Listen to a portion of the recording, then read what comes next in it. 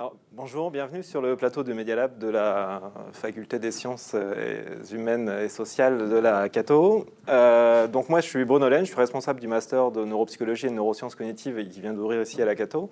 Et je vais justement vous parler de ce master et des différentes possibilités que peut offrir ce master. Déjà, préciser qu'est-ce que la neuropsychologie. Donc la neuropsychologie, c'est une discipline dans le cadre de la psychologie, qui s'intéresse aux liens entre les perturbations cognitives, émotionnelles et comportementales et le fonctionnement cérébral. Et dans ce cadre-là, c'est une discipline qui cherche à diagnostiquer les pathologies cognitives et émotionnelles dans le cadre du vieillissement, par exemple, ou consécutives à des lésions cérébrales, ou dans le cadre neurodéveloppemental chez des enfants qui présenteraient des difficultés dans les apprentissages. Donc, une partie diagnostic de la profession de neuropsychologue et également une partie rééducation, puisque l'idée, c'est aussi de pouvoir apporter des améliorations dans la vie quotidienne des patients qui présentent ces troubles cognitifs et émotionnels. Et c'est une discipline qui est riche en termes de possibilités d'intervention, on le verra tout à l'heure dans les différentes slides, et c'est aussi une discipline qui est assez dynamique en termes de recherche, et c'est ce que va pouvoir offrir le master en essayant de couvrir les différentes opportunités qu'offre cette discipline de la neuropsychologie, tant d'un point de vue professionnel que d'un point de vue recherche. Justement, ce master qu'on va pouvoir voir sur la diapo très rapidement, essaye de, comme je l'ai déjà dit, de répondre aux différentes problématiques de la neuropsychologie en proposant une approche vraiment transversale de cette discipline. La particularité de ce master, c'est justement de profiter de la richesse de l'environnement au sein de l'Université catholique en proposant une formation qui associe à la fois donc, la faculté des lettres et sciences humaines, la faculté de médecine, mais aussi, dans une perspective internationale, la faculté de Liverpool Hope University, et bénéficie aussi de l'environnement du groupement des hôpitaux de la Cato, qui va donner des possibilités de réalisation de stages. Ce master, donc, a une double orientation, à la fois professionnalisant pour former des étudiants pour devenir neuropsychologues, tant dans le champ de l'adulte que de l'enfant, et avec une visée à la fois d'accompagnement, j'y reviendrai tout à l'heure, et de rééducation, mais aussi de pouvoir proposer une formation spécifique en termes de recherche dans le domaine de la neuropsychologie, à la fois la neuropsychologie de l'enfant et de l'adulte. On voit d'ailleurs, à travers les différentes modules, options proposées dans le cadre de ce master, qu'il va proposer une formation assez large dans le domaine des neurosciences pour actualiser les connaissances des étudiants dans les différents modèles des fonctionnements cognitifs de la mémoire, des fonctions exécutives de l'attention, mais aussi une formation en neuroanatomie et neuroimagerie. Et la particularité de ce master, du fait de l'association des différentes entités de l'Université catholique, va pouvoir à chaque fois proposer des formations, des cours proposés par des neuropsychologues professionnels, mais aussi chercheurs, et aussi des neurologues. On le voit par exemple pour le cours de neuroanatomie, c'est un cours qui va être fait par des neurologues du GHCL et qui va proposer donc une actualisation des connaissances en neuroanatomie, mais c'est vrai aussi pour la neuroimagerie, l'électrophysiologie et la sémiologie neuropsychologique et neurologique. Donc à chaque fois, le fait d'avoir cet environnement riche à la Cato va pouvoir proposer aux étudiants une vision d'une pathologie spécifique, la vision du neurologue, et la vision du neuropsychologue, pour à chaque fois avoir les aspects de physiopathologie, les aspects de sémiologie neurologique de la pathologie, mais aussi, et évidemment, de façon beaucoup plus développée, les aspects cognitifs, émotionnels de la pathologie. Si je prends l'exemple, par exemple, de la sclérose en plaques, et ça, ce sera vrai pour l'ensemble des pathologies, systématiquement, on a un cours qui va être proposé par un neurologue qui va aborder les problématiques de la physiopathologie de la sclérose en plaques, les problématiques du traitement spécifique de la sclérose en plaques, et ensuite un cours proposé par un neuropsychologue qui est spécialisé dans le domaine et qui va aborder cette fois-ci la problématique cognitive, émotionnelle et comportementale des patients atteints de sclérose en plaques. Je pourrais faire exactement la même démonstration pour la pathologie type Parkinson, pour la pathologie Alzheimer, ou également dans le cadre des pathologies neurodéveloppementales type dyslexie, dysphasie, en tout cas toutes les pathologies qui vont atteindre les capacités d'apprentissage cognitives, émotionnelles des enfants. On le voit à travers les différentes options qui vont être proposées dans ce master, qui propose vraiment une approche assez large de l'ensemble des domaines en neuropsychologie de l'enfant et de l'adulte. Et la particularité de ce master aussi, c'est de proposer dans le cadre de la neuropsychologie de l'enfant une formation très spécifique en génétique. Et encore une fois, on s'appuie sur le potentiel humain de l'Université catholique pour proposer des cours de génétique réalisés par des généticiens du GHCL, où on va aborder, puisque la question de la génétique, c'est une question importante dans les pathologies neurologiques, et également dans les pathologies neurologiques développementales, on va proposer du coup des cours fondamentaux en génétique fondamentale, mais aussi en génétique appliquée à la pathologie. On va aussi, dans le cadre des pathologies de l'adulte, aborder la problématique des pathologies liées au vieillissement, type Alzheimer, Parkinson, ou l'ensemble du cadre des pathologies démentielles, mais aussi les pathologies en lien avec des lésions vasculaires, type accident vasculaire cérébral, traumatisme crânien, ou dans un autre cadre, des pathologies liées au sommeil, ou comme je l'ai dit tout à l'heure, à la sclérose en plaques. On va aussi, dans ce cadre de ce master, proposer des possibilités de formation à l'accompagnement des patients atteints de pathologies neurologiques, parce que ce n'est pas rien d'avoir une pathologie neurologique, ça touche à un organe spécifique qui est le cerveau, avec toute la symbolique qui est autour de ce cerveau, associée à l'intelligence, aux capacités supérieures de l'être humain, et puis à la personnalité même de l'individu. Donc le fait d'avoir une pathologie neurologique, ce n'est pas rien, et ça suppose du coup un accompagnement spécifique, notamment de la problématique anxieuse, par exemple, des pathologies neurologiques. Et pour pouvoir accompagner de façon adaptée un patient avec une pathologie neurologique, il faut avoir le background qui permet de mieux comprendre la pathologie du patient.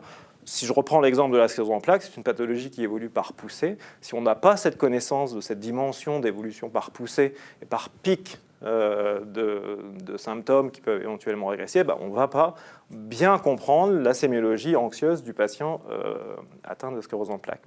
On va retrouver la même problématique, par exemple, dans la maladie d'Alzheimer, sur la prise en charge des aidants, puisque, encore une fois, si on ne connaît pas bien la pathologie, on ne va pas bien comprendre les répercussions que cette pathologie peut avoir chez le patient, mais aussi dans l'environnement, et en particulier auprès de l'aidant du patient.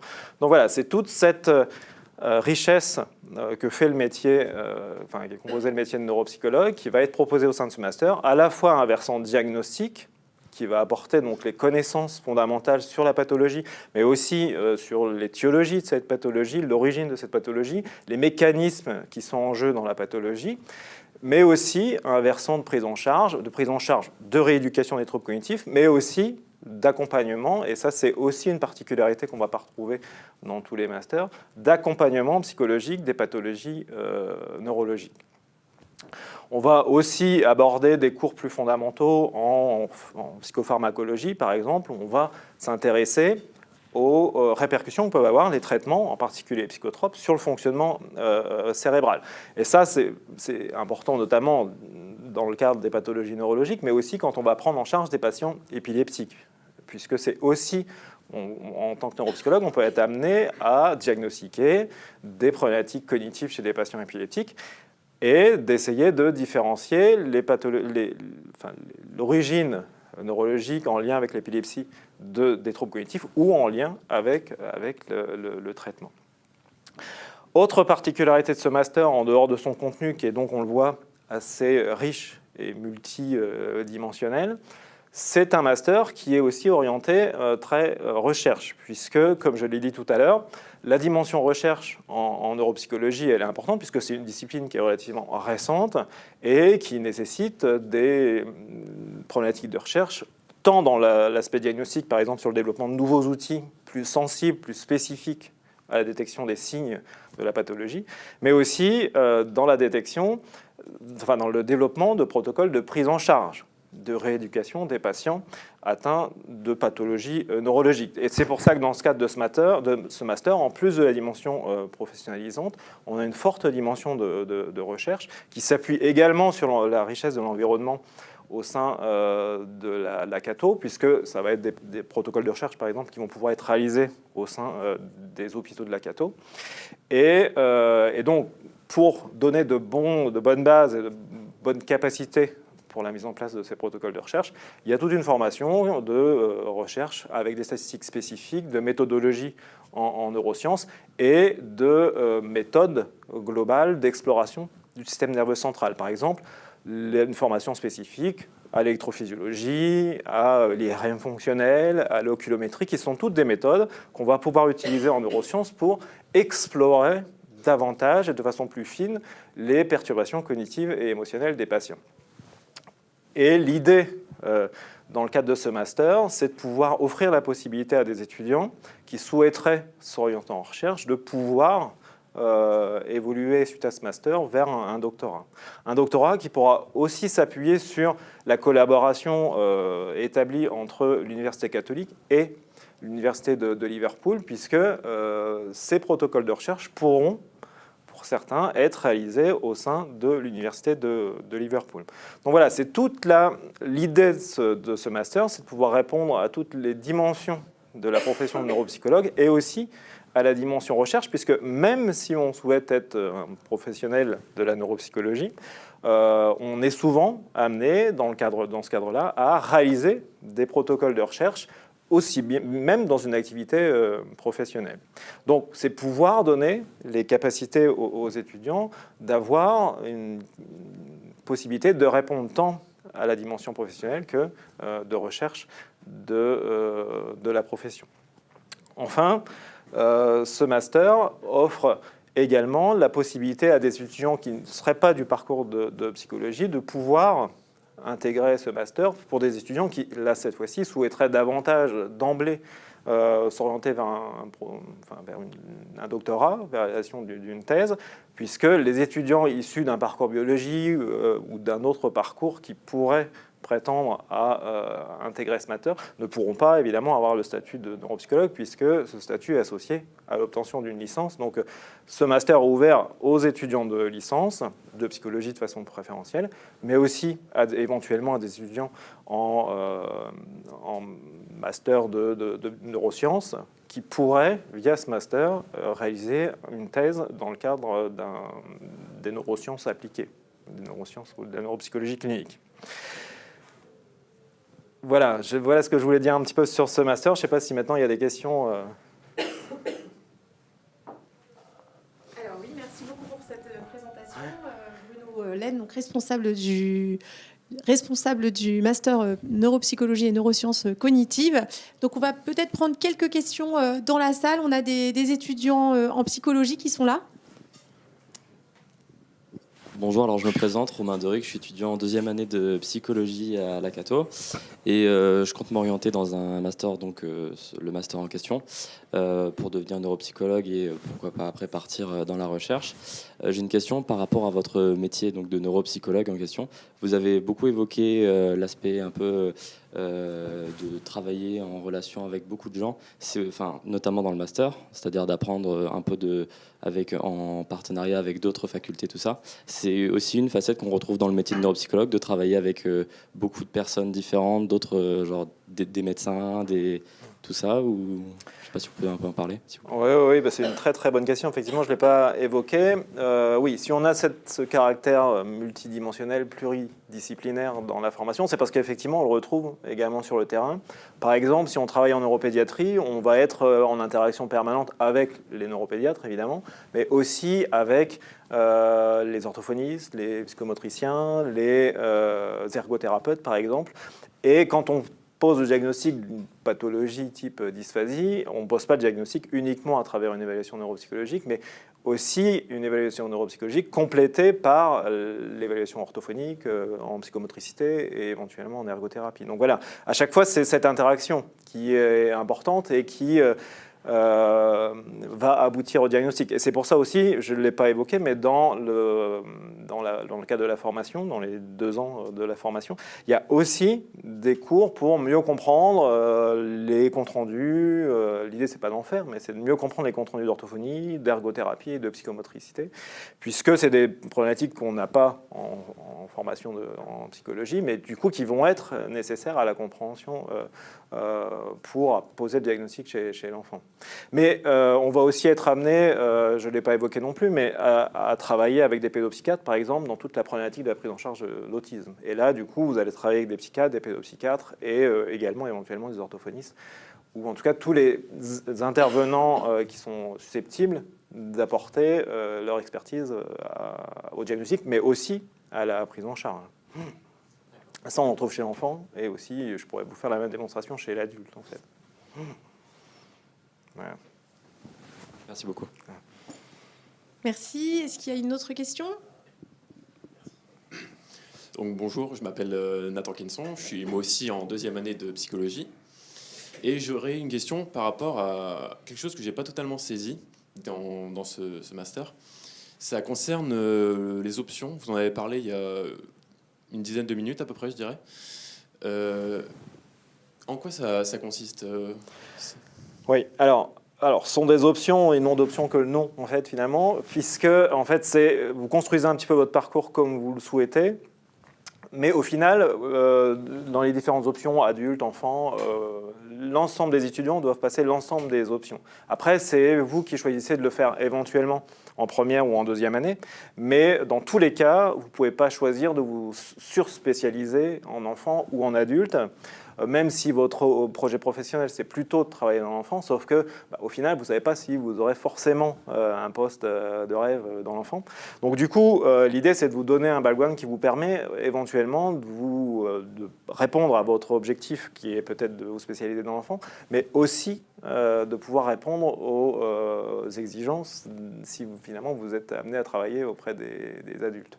Donc voilà, ce ne sont pas réellement des options, ce sont des options que vous managez un peu comme vous voulez, mais au final, au bout des 2 ans, vous avez l'ensemble des options qui sont acquises, qui doivent être acquises. D'accord, merci. Ouais. Voilà, on va prendre encore une dernière question peut-être. Bonjour, alors moi je m'appelle Béatrice et j'avais une question par rapport au type de structure dans lesquelles on peut travailler quand on est neuropsychologue, donc là où on peut s'inscrire quand on est professionnel, mais aussi peut-être là où on peut aller pour faire des stages, j'imagine, au cours de ce master, en master 1 ou master 2. Vers quel type de structure on peut se diriger? Alors, vu l'éventail de possibilités qu'offre le métier de neuropsychologue, finalement, vous pouvez travailler évidemment dans les services de neurologie adulte, mais aussi dans les services de neuropédiatrie, dans des centres de diagnostic spécifiques, par exemple dans les centres experts dans l'autisme ou dans les centres experts dans les troubles du langage. Ça, c'est pour le versant plutôt diagnostic. On va aussi retrouver des neuropsychologues en psychiatrie. Je ne l'ai pas évoqué non plus, mais la problématique des troubles cognitifs dans la psychopathologie, c'est aussi une dimension importante qui est aussi proposée dans le cadre de ce master. Donc on peut aussi très bien travailler en psychiatrie, auprès de patients, par exemple, anorexiques, ou dans le cadre de la pédopsychiatrie auprès d'enfants autistes, que je l'ai déjà dit. Mais aussi, après, sur le versant rééducation, dans tous les services de médecine physique et de réadaptation, ou les centres de rééducation de façon générale, où vous allez, là, pour le coup, dans l'interaction, travailler aussi avec les orthophonistes dans la prise en charge et la rééducation des patients.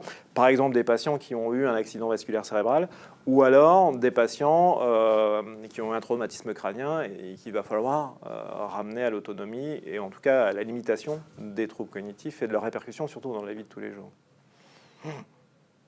Voilà, je ne sais pas si ça répond à... Merci beaucoup. Donc on vous laisse le mot de la fin pour Bruno Laine, pour conclure sur ce master qui est, on peut dire, à la fois professionnalisant et aussi tourné vers la recherche. Oui, et effectivement, j'insiste vraiment sur les 2 aspects de ce master où on a une orientation professionnalisante, mais dans la mesure où, encore une fois, c'est une discipline récente, l'idée c'est de pouvoir faire évoluer la discipline tant dans l'aspect diagnostic que dans l'aspect rééducation. Donc on essaye vraiment de répondre à l'ensemble de cette problématique avec, encore une fois, la richesse de l'environnement qui nous le permet à la Cato de pouvoir s'appuyer à la fois sur les hôpitaux de la Cato, à la fois sur la faculté de médecine et également sur éventuellement les écoles d'ingénieurs dans le développement de nouvelles procédures. Juste un petit exemple, par exemple, on peut proposer des modalités de prise en charge spécifiques des patients via le développement d'applications téléphoniques ou de serious games. Ça, on n'a pas, nous, en tant que neuropsychologues, la compétence de développer des outils informatiques de programmation. Par contre, on va pouvoir s'appuyer sur les ressources des écoles d'ingénieurs au sein de l'environnement de la Cato pour pouvoir proposer ce type d'outils. Donc voilà, c'est vraiment un master qui essaye de répondre à toute la richesse de la neuropsychologie et à son évolution, et vraiment un master qui se situe dans le temps actuel, quoi. Voilà. Je vous remercie. Merci beaucoup. Merci de nous avoir suivis en direct de la Masters Week des facultés de l'Université catholique de Lille. Et à bientôt sur le plateau du Media Lab.